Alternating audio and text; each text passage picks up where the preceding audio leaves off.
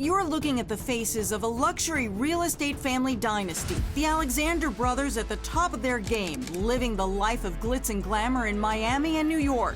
But stunning allegations have brought them all crashing down. When I was on the bed and I got scared and I said, no, no, no.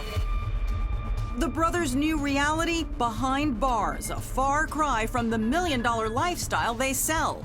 Today I'm announcing a 3-count indictment charging 3 brothers, Alon Alexander, Oren Alexander, and Tal Alexander, with sex trafficking offenses.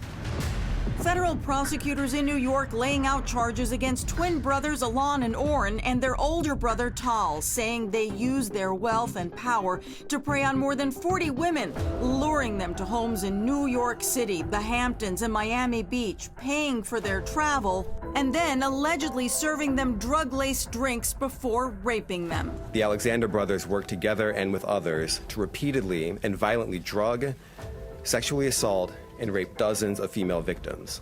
A shocking federal indictment spanning sexual abuse allegations for over a decade. As of today, law enforcement has interviewed dozens of women who reported being forcibly raped or sexually assaulted by at least one of the Alexander brothers.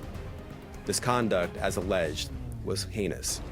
The charges coming after similar state charges were issued in Florida. Yes, Your Honor. That landed twin brothers Alon and Oren in front of a Miami judge wearing handcuffs and jail-issued vests at an initial hearing. No contact with this alleged victim, either directly, indirectly, in person, in writing, by telephone, or through third parties. You must stay at least 500 feet away from the alleged victim. Leaving Oren pleading with the judge for leniency at a bond hearing so he could be with his wife. And because it's considered a dangerous crime, I'm required to hold you with no bond. You'll see. Your Honor. Your Honor. Yes, sir. Don't talk about the facts, though. Your attorney's here. Your Honor, my wife is 9 months pregnant, due any day now with our first child. Her family's in Brazil. She's counting on me to be with her during labor.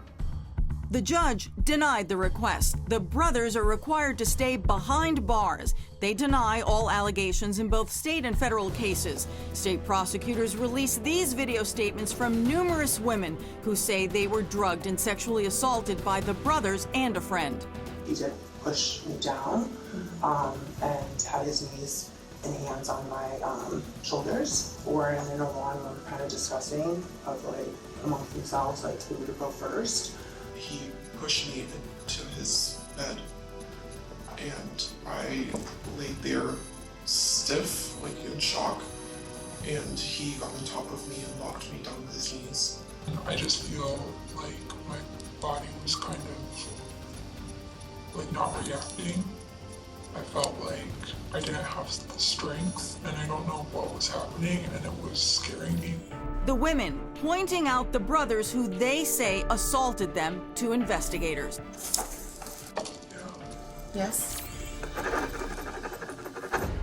Legal analyst Josh Ritter saying that as serious as the allegations are in Florida, the federal charges announced in New York are more troublesome for the brothers. Well, they've been denied bond, shipped back up to New York, where this case has been filed in the Southern District in New York federally. And they've spoken to, it sounds like, over 40 different women who do not know each other, have no reason to collude with each other, yet all corroborate each other in very similar and very disturbing stories about what they had suffered at the hands of these men.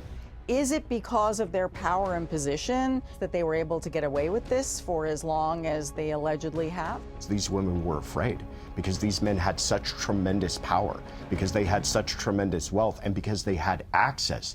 They presented to these women a life that they never could have even dreamed of. Some of the allegations go as far back as when the brothers were in high school.